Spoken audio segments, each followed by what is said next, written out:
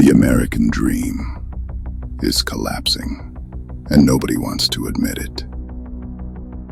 And it's being used to keep you poor, distracted, and broke in 2025.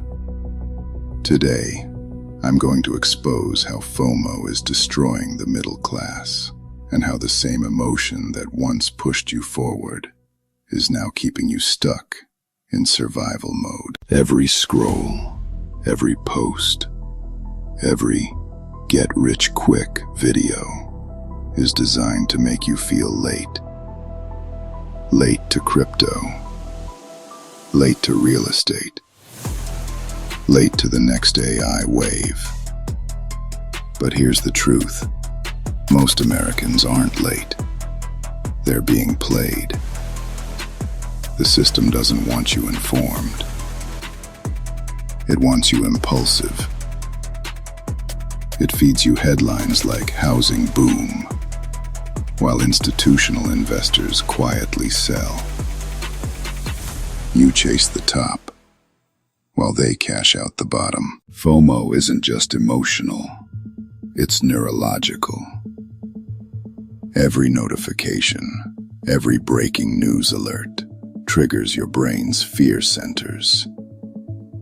It convinces you that sitting still is failure, that patience means weakness. But in reality, the patient investor, the disciplined buyer, the quiet observer, wins. FOMO makes you chase speed. Wealth requires strategy. Every opportunity that goes viral has one thing in common. By the time you hear about it, it's already too late. The top 1% uses your emotions as liquidity. They sell you the dream, let you buy at the peak, then collect while you bleed. That's why the average American is drowning in debt, while the top grows richer during every recession. You break the cycle by going silent. Stop chasing. Start observing.